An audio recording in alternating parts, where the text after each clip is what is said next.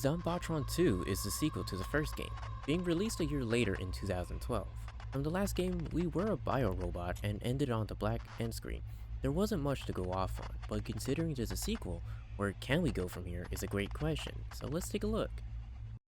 Level 1 begins with a cinematic cutscene of our bio-robot fending off the hostile inhabitants of the planet.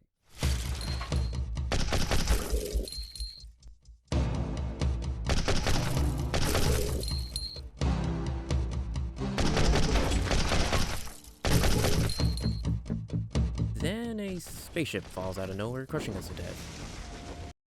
Well, if our supposed main character is dead, then who will be our new protagonist? What the hell? Base, over. Do you hear me? I knew this can couldn't fly far. I should get out of here. Introducing our new main protagonist. This is the first that a character has dialogue, let alone being the first human we ever see. One thing is clear for our goal, getting off this planet. We start off with a pistol, which is called the Walter P99 in the later terminal shops. One thing before we get into it is the updated UI. Our weapons have colors, which from the previous game was a green outline. I like to think this was due to being a robot and it was a perspective of its programming, while this change in UIs because we are human. Nonetheless, the first enemy introduction is a zombie. When shooting them, there's a chance that landing a headshot will explode the head, which is entirely new. This mechanic applies to most of the enemies except these critters, to which we'll come across shortly after. Into level 2, going up the elevator and to the left, we'll find a hanging skeleton. Our character mentions the knife it holds. These bones have an excellent knife. They won't need it anymore.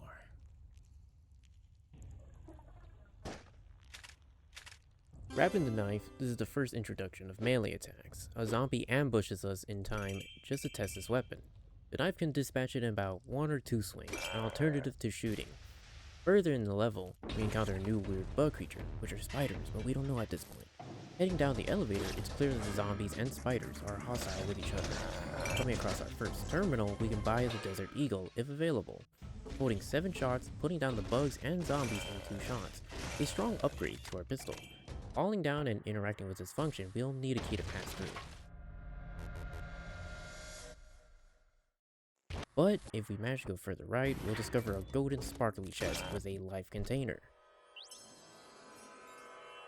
Let's call these secret chests for the time being. These are spread throughout the levels, providing items that have benefits that are greatly appreciated, from an extra weapon slot, less damage, more HP, or accuracy compared to the first game giving more coins or ammo.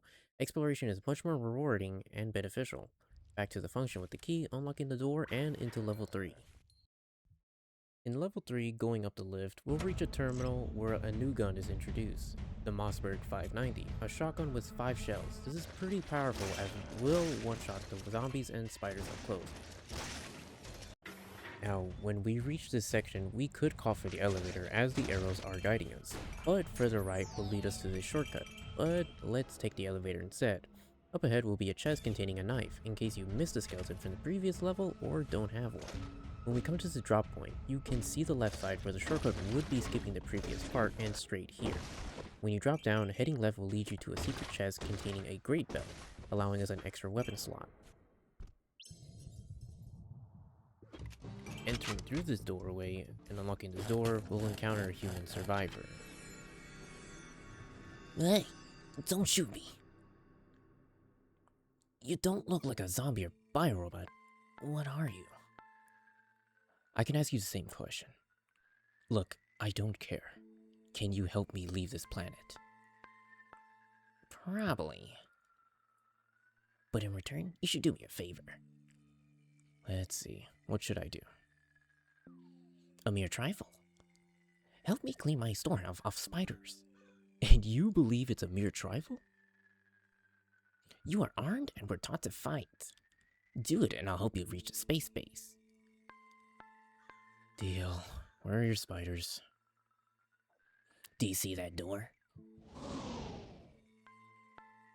After making a deal, we are off to clear this guy's storehouse of spiders. Fun fact, if you let your intrusive thoughts win, you'll only shoot bubbles when trying to fire.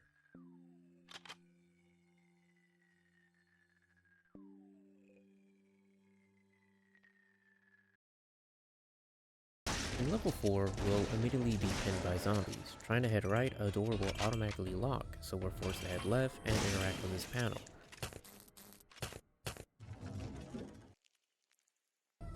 Up the elevator, a terminal awaits us with an H&K MP5.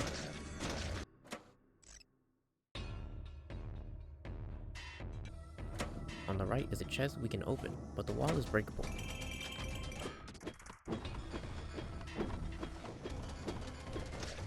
This leads us to a secret chest with some medkits and a flare gun with ammo. A flare gun shoots one flare, and that flare acts like a mini explosion. With the function needing a key, we cannot head right for the time being. Grabbing the key, we'll have to backtrack to the function, but the wall on the right is breakable. After dispatching some enemies, we can enter the doorway. Inside is a secret chest with 2 zombies guarding it. Inside this secret chest is a hit pill, increasing our accuracy by 10%. Just make sure to deal with the 2 mutant zombies before you open it. Once unlocking the pathway, we'll encounter a new spider type that shoots explosives. Be careful if you're close to them, as their death reveals splash damage. An elevator will be at the end to take us to level 5. Level 5 is where we are immediately introduced to a swarm of baby spiders all over the zombies. By themselves, the spiders aren't a threat. Instead, strength in numbers is where they shine. A melee weapon can easily deal with them, or an explosion will do. Inside this doorway is a terminal introducing the flare gun for sale if you haven't encountered the secret chest previously. Once we deal with the spiders, opening the panel will lower down a mutant zombie for us to fight. This would be the first introduction, likewise with the flare gun. These mutants are quite tanky. With our flare gun, we can take them out with 2 flares, but if you're lucky, a headshot can suffice.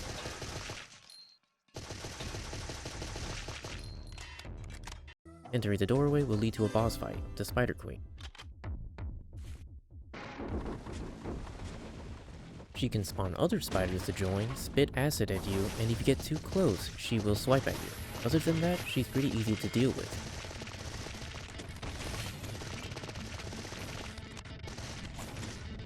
After dealing with the Spider Queen, a spider will accidentally set off an explosion, allowing us through, and we will discover a secret chest containing a suit of the scientist, giving us 20 damage reduction. This would be the first secret chest if we didn't discover any of the previous chests. In level 6, entering the elevator, we make our way back to the scientist. Hey, you're alive. You were born under a lucky star. Did you clean my storehouse of spiders? Go and check yourself. Anyway, they're all dead. Excellent. I can finally complete my work on Robomachine. Robomachine? What is that? You see, it's not a big bot for farm works. Scientists are all crazy. You promised to help me get to the space base. Exactly. Here are the keys. You'll find a Zombomobile behind that door. Zombomobile? Nothing difficult. Just sit and drive. Oh yes, and there is a gun control left from the helm. See ya. Be careful with your Robomachine. Completing our end of the deal, the scientist rewards us with the Zombomobile, a vehicle with a mounted turret. When we start driving, the car does have a health pool, so it can take damage. The W and S keys are to drive and reverse. A and D are to tilt the car forward and backwards, but be careful not to tilt too much. Lastly, you have the gun turret for self-defense. Now, maybe you might think, like with the tractor sections from the previous game, once the car is destroyed, it won't come back, right? Well, fret not, for you can simply spawn back fresh. Make sure you don't forget the secret chest when you drop down here for the life container, granting 20% increase in HP. Level 7, we still continue to drive, but we shortly come to a halt, a short level before reaching level 8. On the other side of this door, we'll come across a worker who's rather drunk.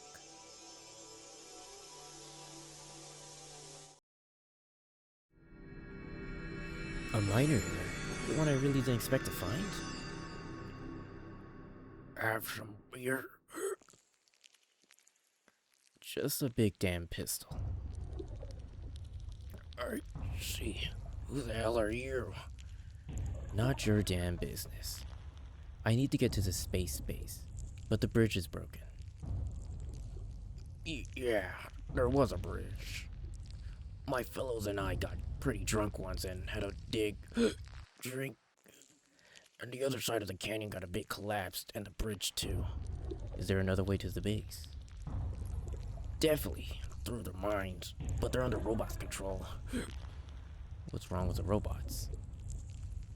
Some kind of failed in the programming at this control center. Instead of digging, they kill all alive. Sounds great. You might be lucky in clearing the mines, and then I could work there once again. Stay here. Wait for the green skyrocket. What if... Well, then come with me. Oh no, I'm not a soldier. Here's the door. You'll find the mines there. Be careful with the gears. This is the first that our character would cuss. Likewise with the scientists, you cannot shoot him. It's also interesting to think that the robots are hostile due to a fault in the programming in the systems. What could cause the fault is something we likely won't know. From this point, we'll be introduced to robots and a terminal presenting the 357 Magnum with 6 bullets. It takes 2, like with the shotgun.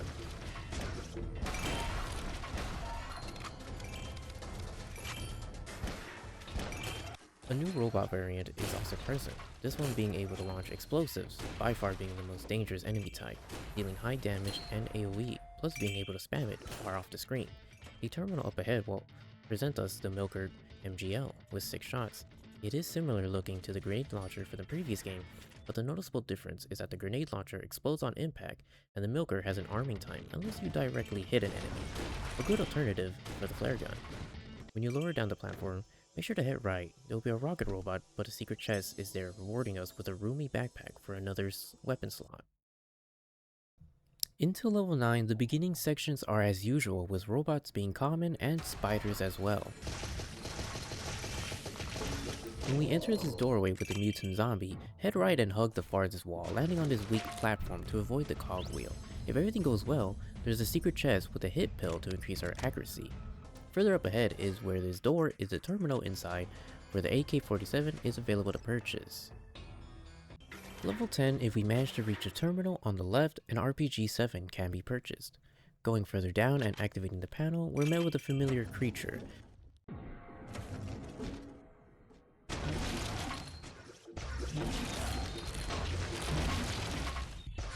This fuzzy creature can still hurl fireballs, swipe with his claws, and do a slam attack. There is still a tunnel underneath it, so we can utilize the same strategy of cheesing it.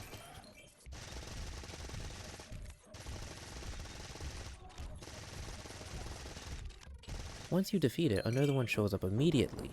Defeating it again will open this door for us to this panel to release this contraption. There will be a secret chest with a military suit for 40% damage resistance. Then we can head on to level 11.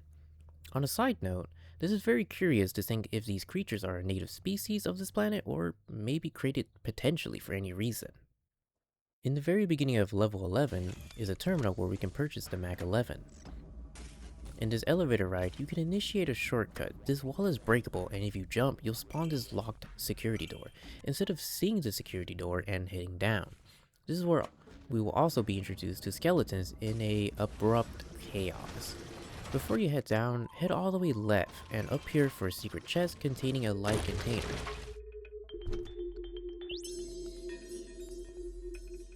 Now when you head down this platform, to the right is a free shotgun inside the chest.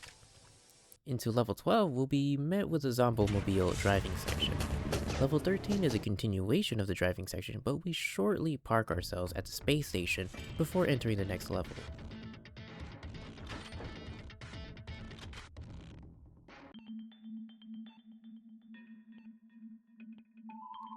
Level 14, we're met with folks with guns. Are they friendly or not is one way we'll have to find out.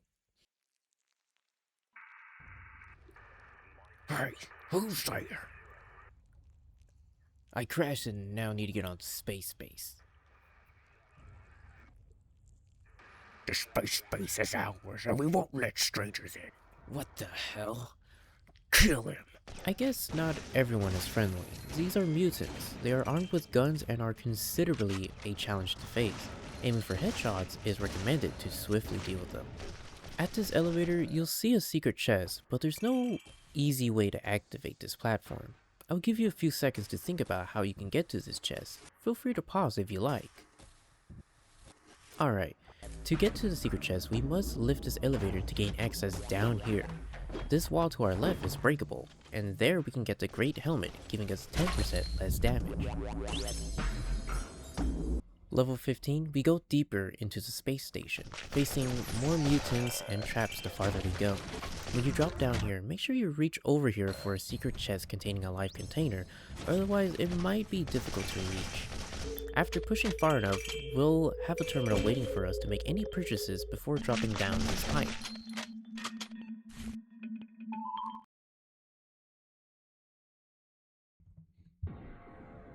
I'm not myself. The newcomer is said to be aggressive and very dangerous. What if he comes closer? Set panic aside. He'll hardly ever get here. Our guy's an excellent base guard. What if he succeeds? If he does, the professor's invention will strike him down. Holy crap, here he is. Fight! Level 16 is the final level. We'll have to find a yellow keycard to open this function. Inside is a terminal for any last purchases and the keycard. We enter the room and find ourselves locked in with a giant robot and a gang of mutants.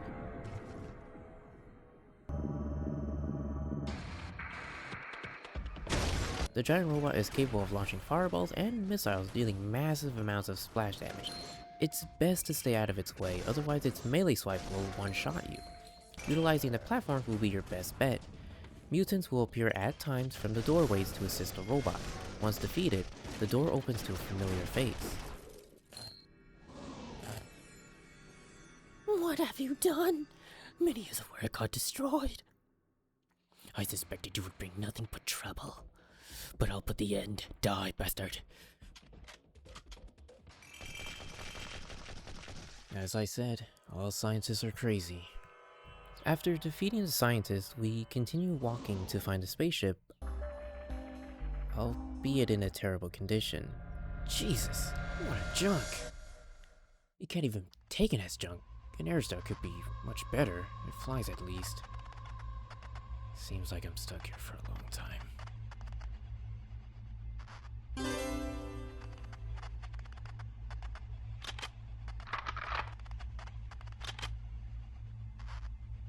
And that concludes the end of Zombotron 2.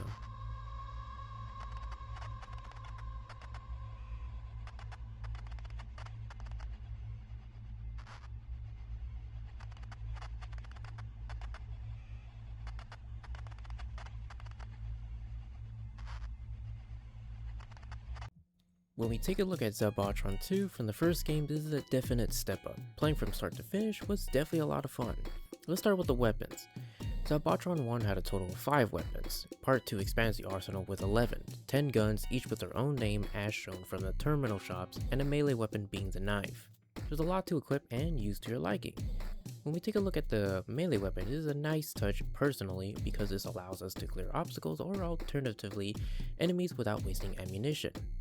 On the topic of nice touches is the secret chests spread throughout the levels. In Zombotron 1, exploration rewarded us in the form of coins, ammunition, or medkits, which is always nice. On the other hand, Part 2 changes this in the form of, let's say, buffs or perks that will be permanent throughout the levels, some of which actually changes the appearance of our character. Exploration becomes much more enticing than before. The addition of vehicle section is a nice change of pace. This definitely gives me earn to die kind of feeling, and it's good to know there's some kind of form of transportation other than walking on foot. Zombies, robots, and skeletons are enemies we faced before, but now adding spiders and mutants to the pool, alongside different variants like the giant zombie and rocket robot, each providing a small challenge to face. Although I was a little sad to see there wasn't one for the skeletons. There's also bosses from the Spider Queen, the giant creatures, and the Robomachine, all of which are pretty neat additions, including the characters. Characters are interesting in their own rights. The main character we play is someone whom I don't believe ever mentioned their name. This person crash landed on the planet of Zombotron upon our previous character, the Bio-Robot. He's the new main focus of the story, leading to his attempt of escaping the planet to which we know the end of. There's the scientist who was our first encounter. We have never seen a survivor before, so this becomes an interesting discovery leading on with the worker, indicating there are potentially more survivors on the planet than we thought. With the third sequel, Time Machine, being next on the list, I'm very excited to see what's in store for our main character and how the story progresses from here. That's all for today. Thank you for your time, and take care.